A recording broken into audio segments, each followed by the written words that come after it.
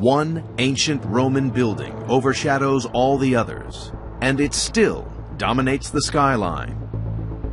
It's 15 stories high. It covers a massive area. It's the Colosseum. Crowds came to see gladiators and criminals fight. Thousands of people were killed here. But despite its bloody past, despite the fact that it's 2,000 years old, every sporting venue built since owes it a massive debt. And every engineer approaching it has the same reaction. Wow. Amazing, isn't it? The first thing that strikes you when you see the Colosseum from the outside is just the scale, the height of that building above the ground. It is a massive structure, and it's meant to proclaim the wealth and the power of Rome. The most important thing was keeping the masses happy. Keep them entertained, and this is the way to the hearts of the people. Though it was always a place of barbarity and excess, its design and construction are highly sophisticated. This is single-minded planning to perform a particular task.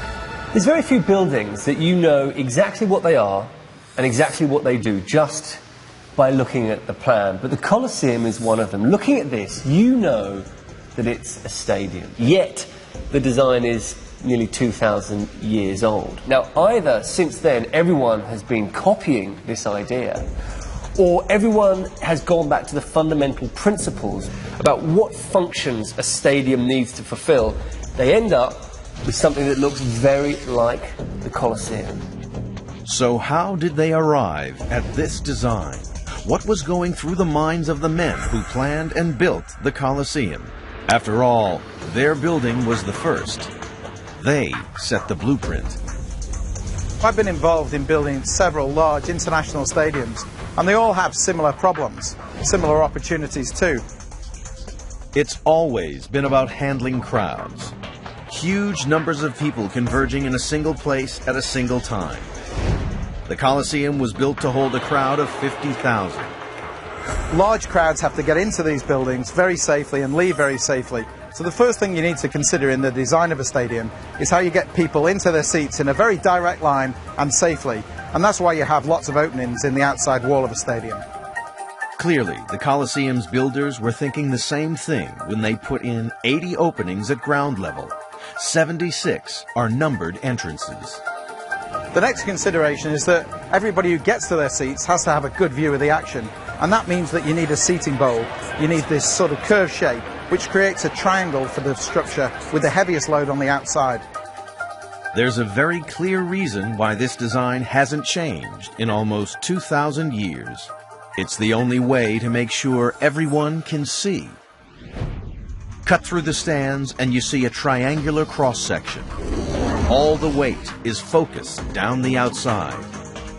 The choice of material is everything. In a modern structure, that outside frame is made of steel or reinforced concrete. But in this case, it's just made of stone. So this is the brief. Build a stone wall 150 feet high. It's got to be strong enough to carry a serious load, but not so massive that it collapses under its own weight or sinks into the ground below. And that's a challenge in any age. And they could have done it in a number of ways. One is to have built a solid wall, but that would have been far too heavy, put extra load on the foundations. The builder's answer was to reduce the weight by punching 240 holes in the outer wall. But there's something else here. These are arches, a shape you see time and again in Roman construction. They give the Colosseum its distinctive shape, but they're not easy to construct. Were they merely chosen because they look good? Or is there another reason? In his field lab in Lafayette, Louisiana, Chris Carroll and his team are going to find out. It's time for a little experiment.